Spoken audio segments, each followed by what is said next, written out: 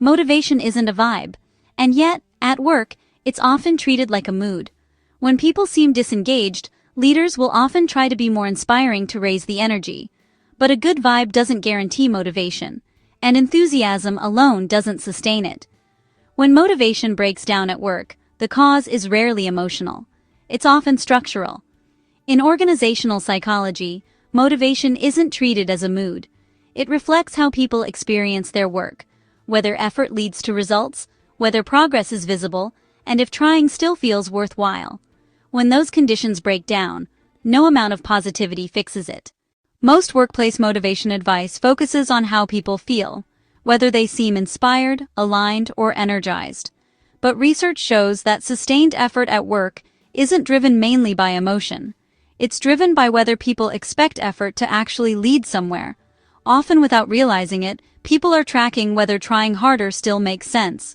When that question becomes unclear, or the answer quietly turns into probably not, motivation drops. Even when people get along with their manager, care about the mission, and believe in the organization. That's why motivation so often collapses during unclear strategy shifts, constant reorganizations, or environments where outcomes feel arbitrary. The issue isn't attitude. It's something deeper in how the work is set up. Many leadership training programs still rely on an idea from a psychologist named Abraham Maslow. Maslow suggested people are motivated by different kinds of needs, things like security, belonging, and a sense of growth or fulfillment. He also believed these needs were ordered, meaning lower needs had to be met before higher ones could really motivate behavior.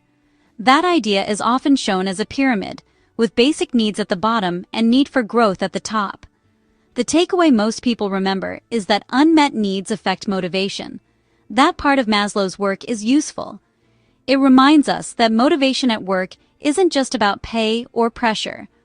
But when Maslow's hierarchy is treated as a complete motivation framework, it starts to break down in practice. Real motivation doesn't move neatly up a pyramid. In life and at work, people don't experience needs one level at a time. Safety, belonging, esteem, and growth often overlap. Across decades of workplace research, including self-determination theory, expectancy theory, goal-setting research, and job design, the same intrinsic drivers show up again and again. Not as vibes, but as conditions. By conditions, I mean the underlying features of the work environment that shape whether effort is sustained over time.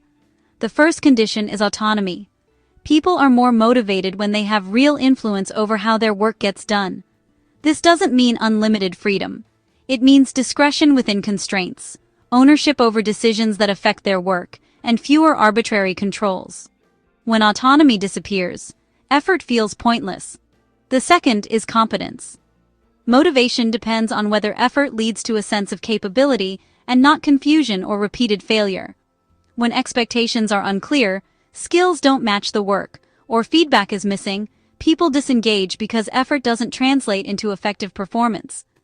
Competence isn't about confidence or personality, it's about having the clarity, skills, and support needed to perform well. The next condition is meaningfulness. Work feels motivating when people can see who it impacts, why it matters, and how their role contributes to something beyond activity. This usually comes from seeing the real effects of the work, not from mission statements. Meaning isn't created by slogans. It's created by visible impact.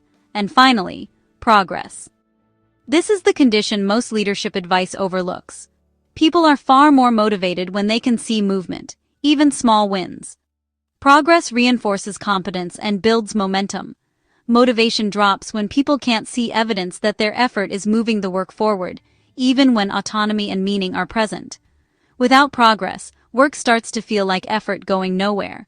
Another common leadership mistake is assuming that removing dissatisfaction creates motivation.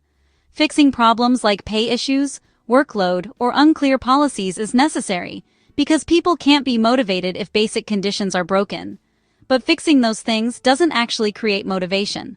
Removing friction prevents disengagement. It doesn't produce sustained effort. That's why teams can be well paid, treated fairly, and still unmotivated. Because things like pay and fairness are the minimum bar. They can help prevent dissatisfaction, but they don't create engagement. It just brings people back to neutral. But neutral is not motivated. So instead of asking, how do I motivate my team? A more useful question is, where is effort no longer leading to results? In most cases, people aren't unmotivated. They stop investing effort when the system stops giving them a clear reason to. When progress is hard to see, performance doesn't reliably lead to outcomes. Or, when feedback comes too late to guide behavior, effort might start to feel like a bad bet.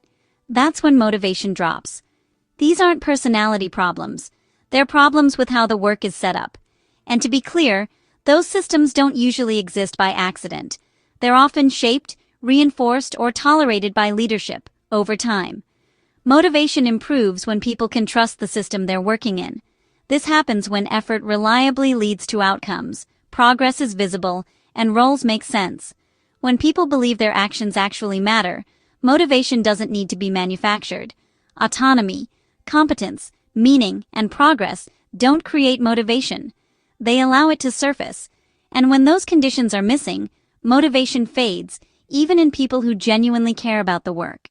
Motivation at work isn't about energy or passion, and it definitely isn't about creating the right vibe. It comes down to whether the work itself gives people a reason to invest effort, by providing real autonomy, a chance to feel capable, visible progress, and a sense that what they're doing matters. When the system consistently reinforces those conditions, motivation follows. When it doesn't, motivation fades, regardless of how inspiring a leader's message might sound. That's the difference between motivation as a mood and motivation as a mechanism. And that distinction matters more than most leadership advice admits. If this was useful, subscribe to Uncommon Sense Lab for more workplace psychology.